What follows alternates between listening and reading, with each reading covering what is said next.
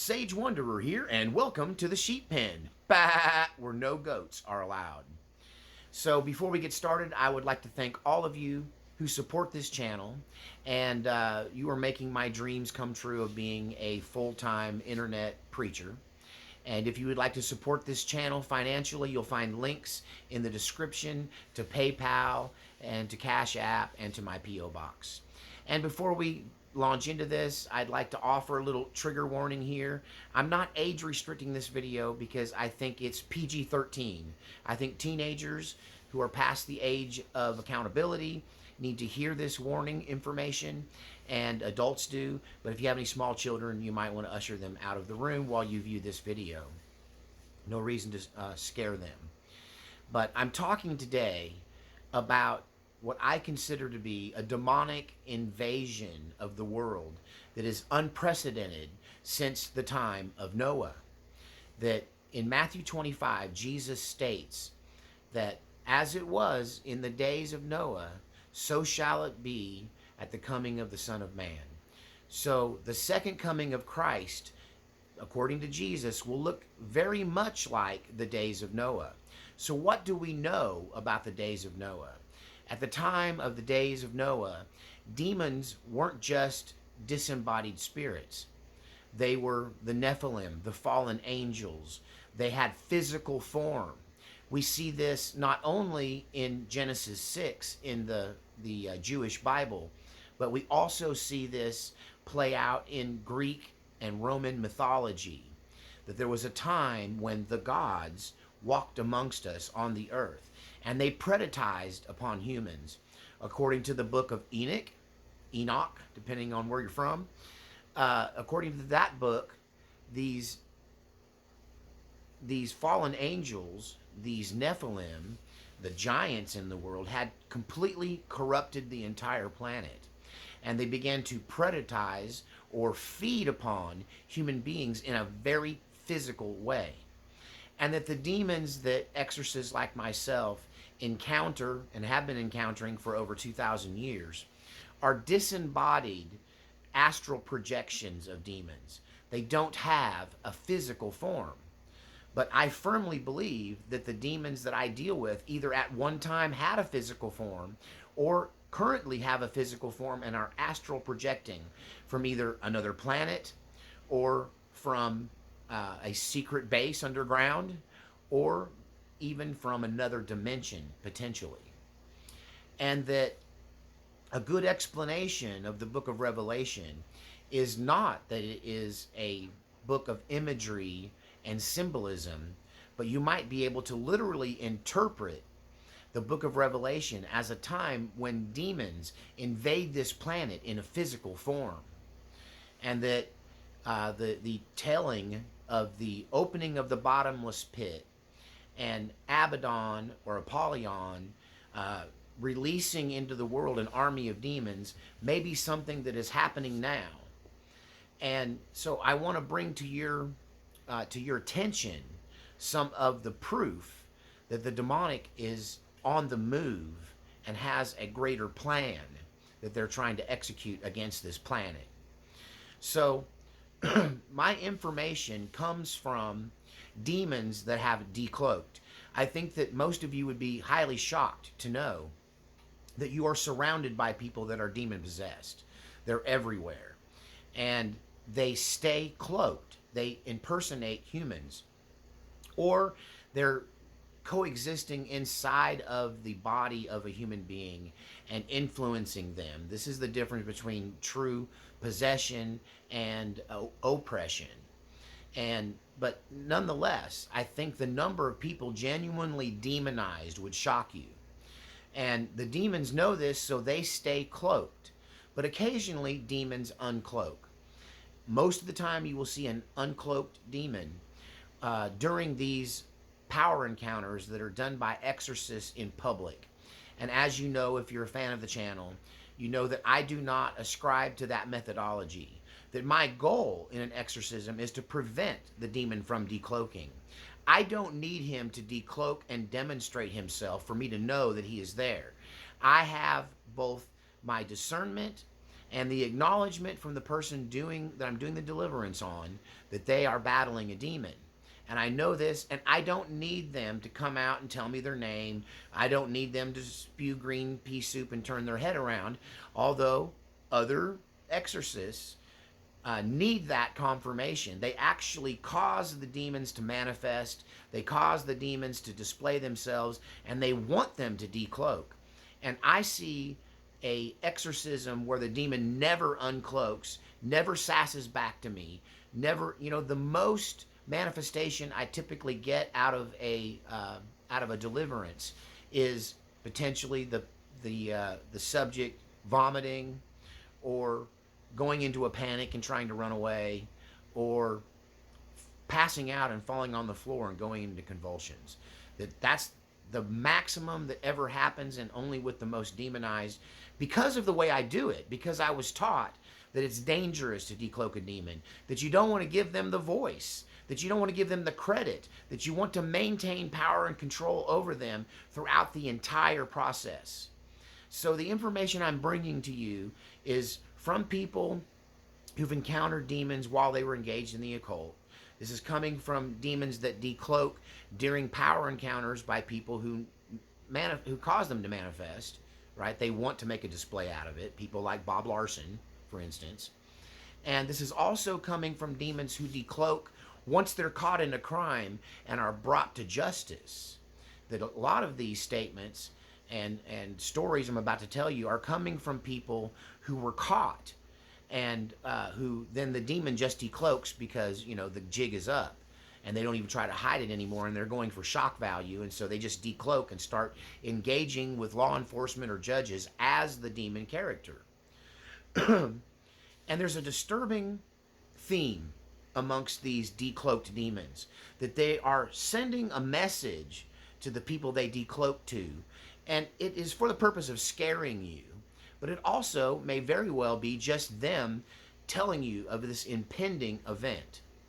So one of the most powerful ones that I have individually was not during an exorcism, but during an attempted strong arm robbery against me. And I don't talk about this because I had to brandish a firearm, and I don't really want this to become an issue, so I'm not going to tell the story in detail.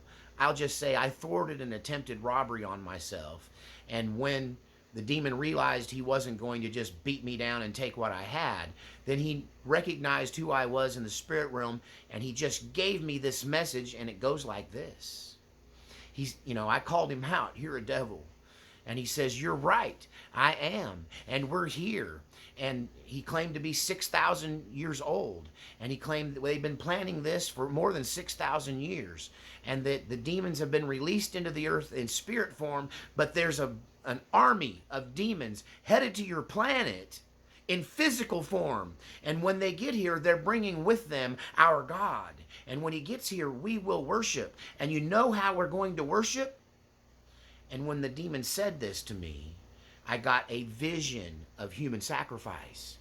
And he raised his eyes because he'd sent this to me telepathically. And he said, "That's right. We're going to feed. We're going to worship. We're going to spill the blood of humans."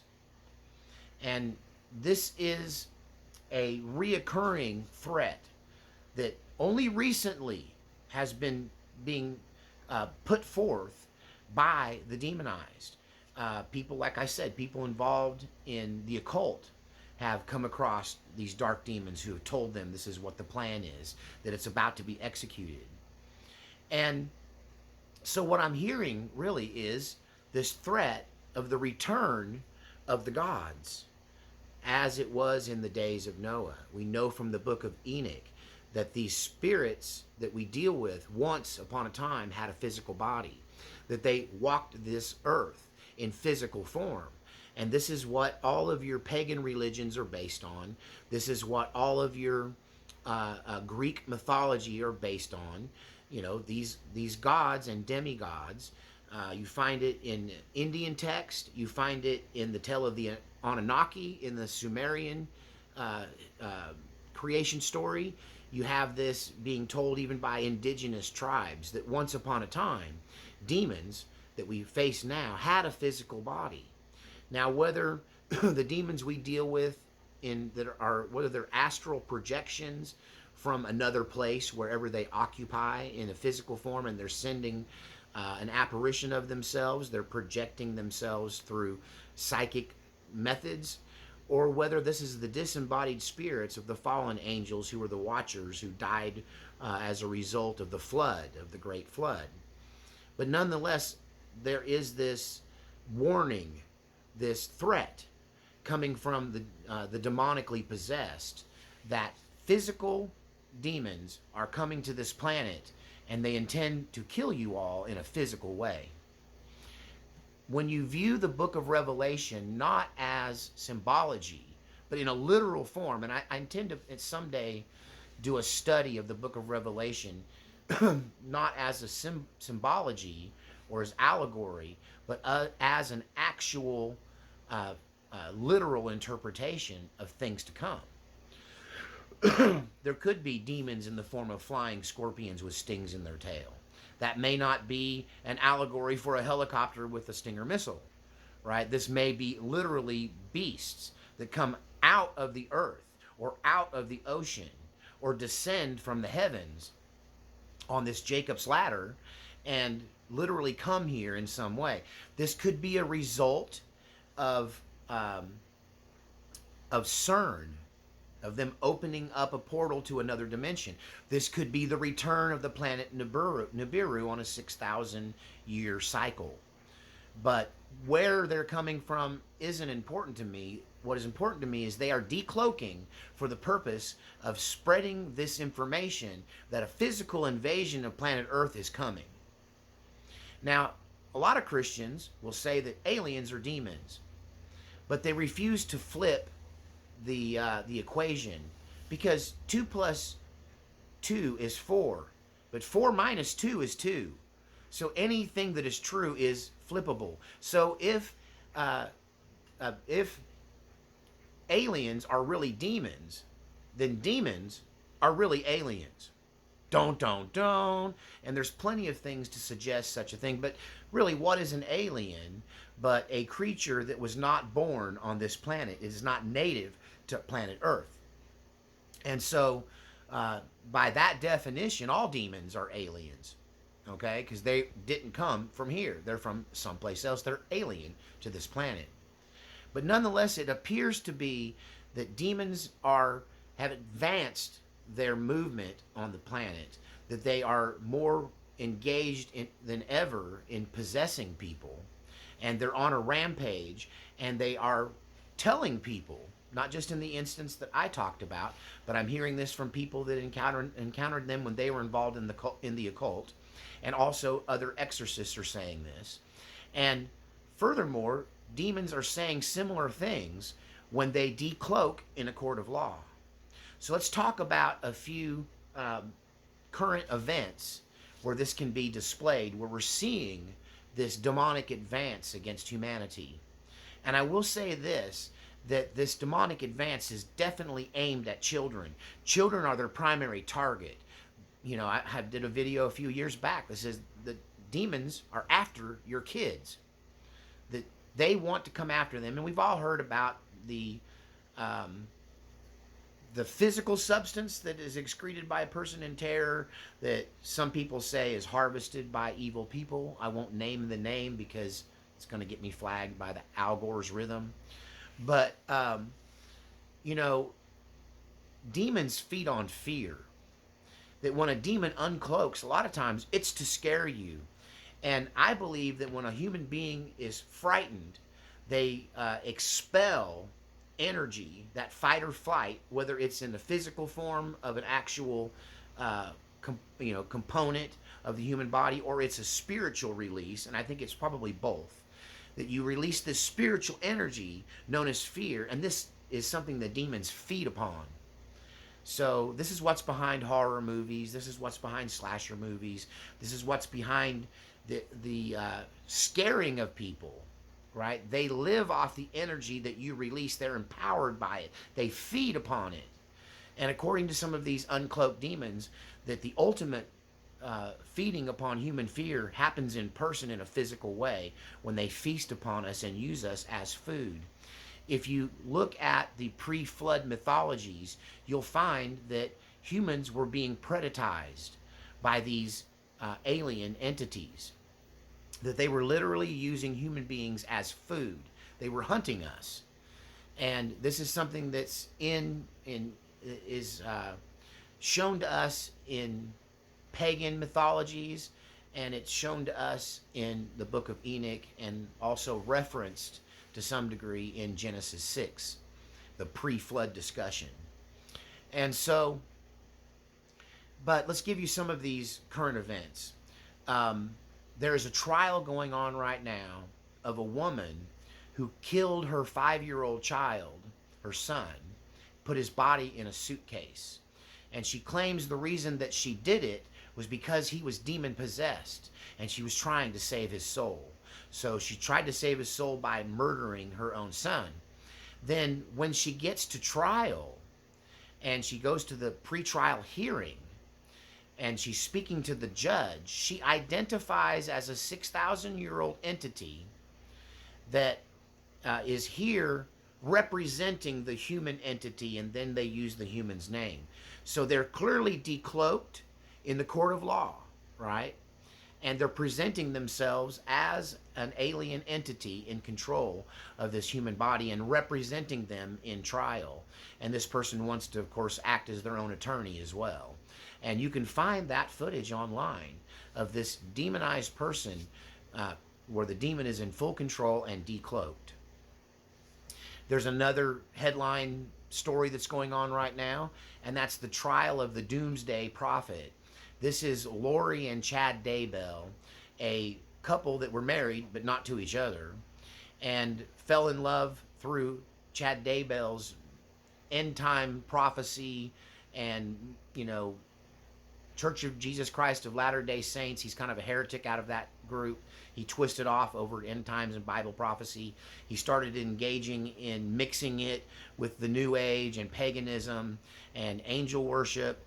And he twists off and he connects with this woman, Lori. And she's married and he's married. And together, I'm sure you've heard the story, together they conspire to murder their spouses, collect the life insurance policy, and then move in together.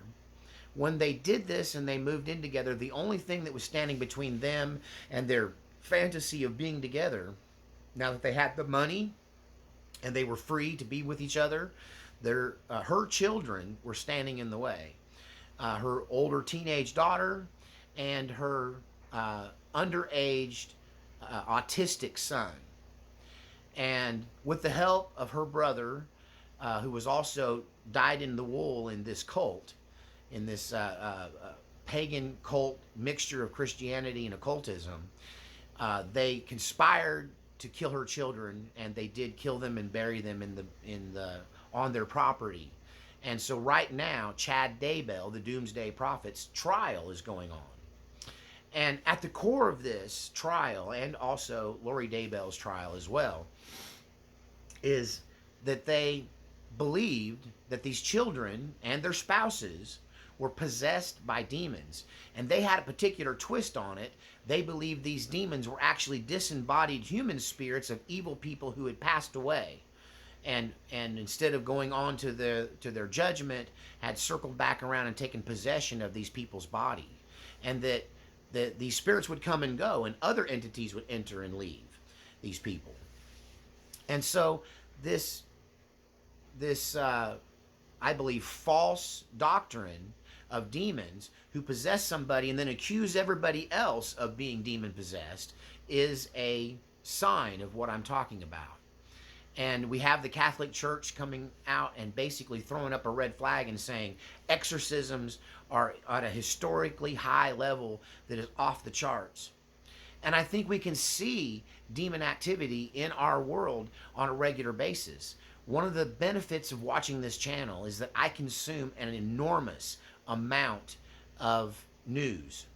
And you might just get the local stories and the ones that make national headlines, but I watch local news from around the United States and the world.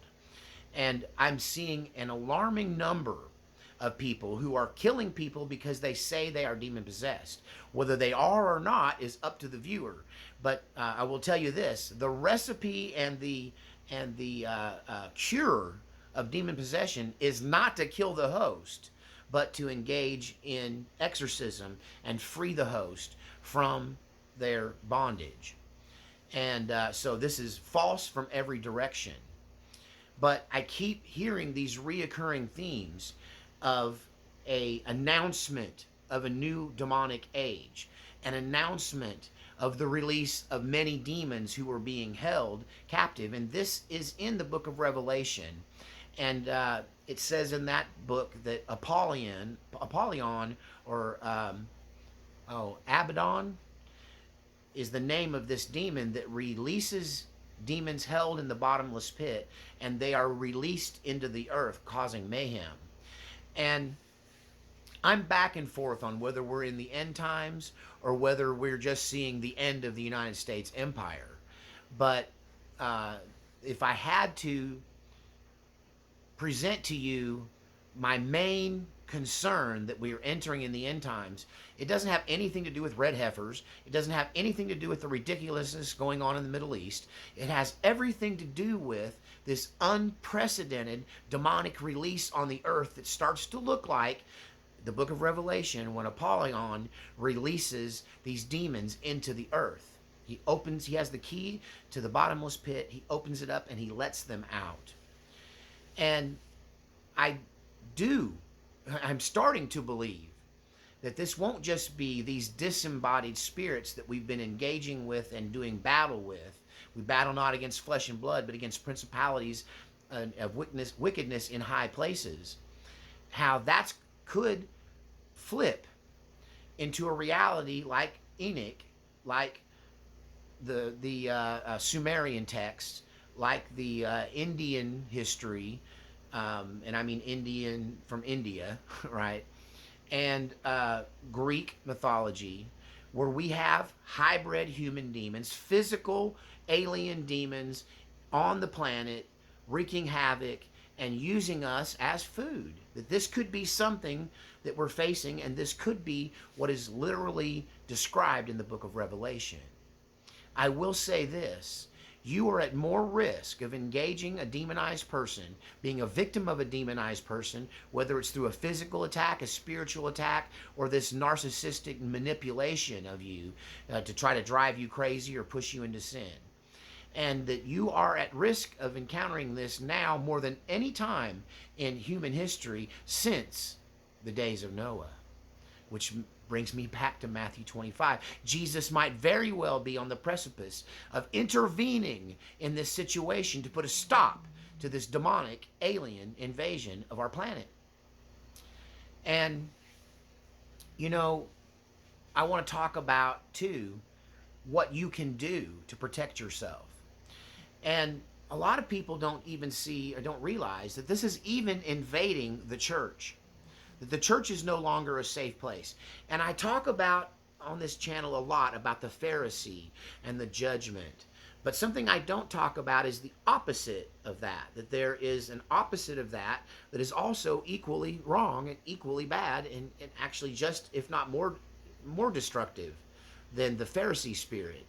But it's the spirit of permissiveness and inclusiveness that is happening in churches. Churches are more and more looking like the world.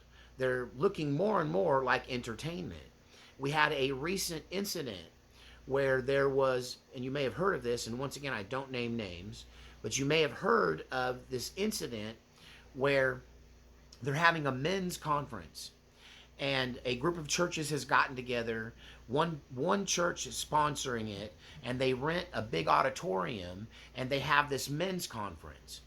At this men's conference, a self-proclaimed gay stripper, it's unclear whether he's still working as a gay stripper or he formerly was, but he is put forth in front of this men's conference as entertainment and performance art. He comes out clearly dressed in a stripper's outfit with super tight pants, no shirt on, and a vest, and just a vest. And in front of all these men at this church-sanctioned men's retreat. He strips off his shirt, showing his bare upper body. Then he proceeds to prance around the stage, very much using every stripper move in the book, right? Then he swallows a sword, which is not just suggestive, but has demonic and pagan connections. And then he pole dances. He does a pole dance demonstration at a church function. Well, there were two main pastors, both of them big names in evangelical Christianity.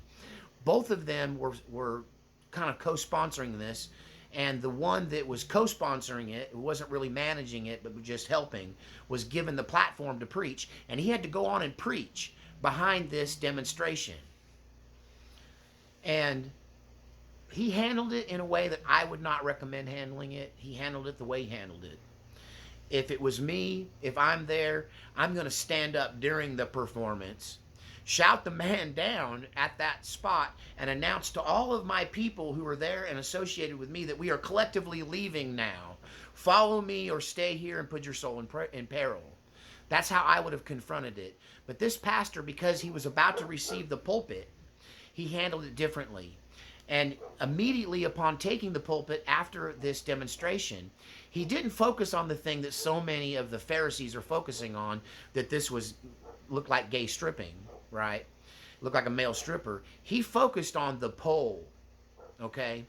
Because one of the biggest pagan worship and demonic activities of the past that has been plaguing the planet since the days of the Old Testament was the maypole.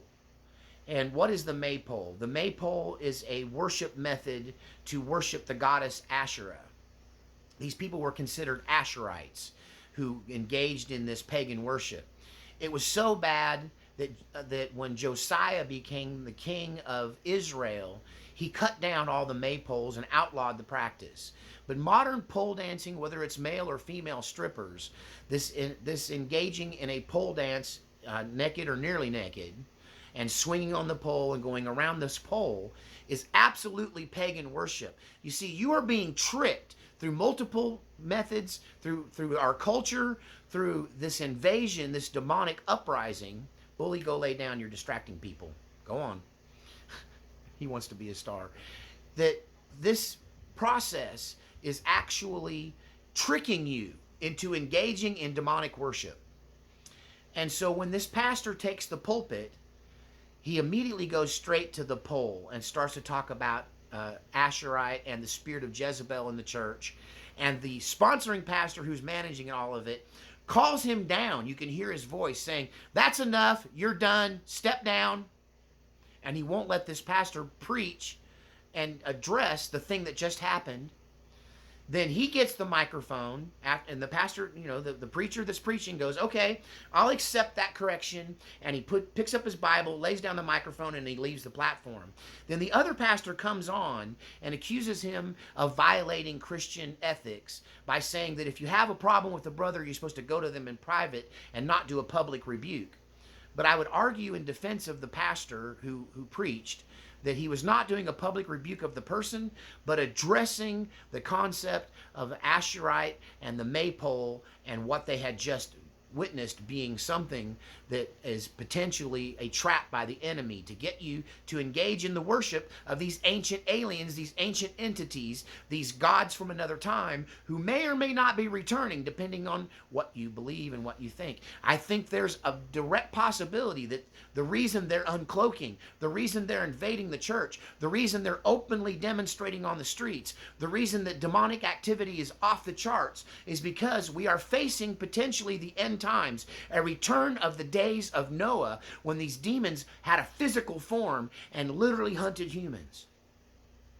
So how do you protect yourself against this? Well, first of all, if you're here on planet Earth during this perilous time, I believe your soul was handpicked by God to be here. So he wouldn't lead you to your own destruction. You have the ways and the means to protect yourself. The Bible tells us that the devil is like a roaring lion, roaming to and fro, seeking whom he may devour, and that we must resist the devil, draw close to God, and resist the devil, and the devil will flee from us. So you have authority over these demons. But you will weaken your authority if you engage in this covert worship that you think is entertainment, that you think is harmless, that you think is not demonically related. It is. They're tricking you into giving up your armor of God by engaging in worship of these demon entities in our current world.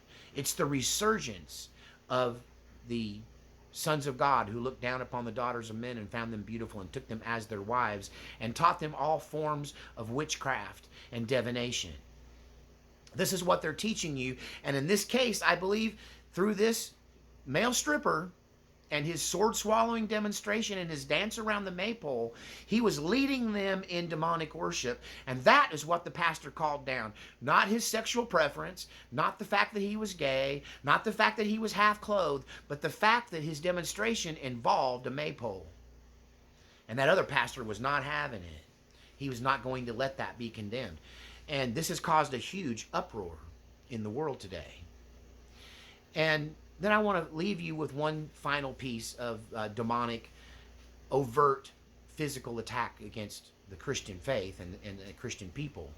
That there's a Syrian bishop that, although I don't agree with him wholeheartedly, I find that amongst the Catholic sort, the sacramental church, he is one of the most straight shooters, one of the most pure-hearted men.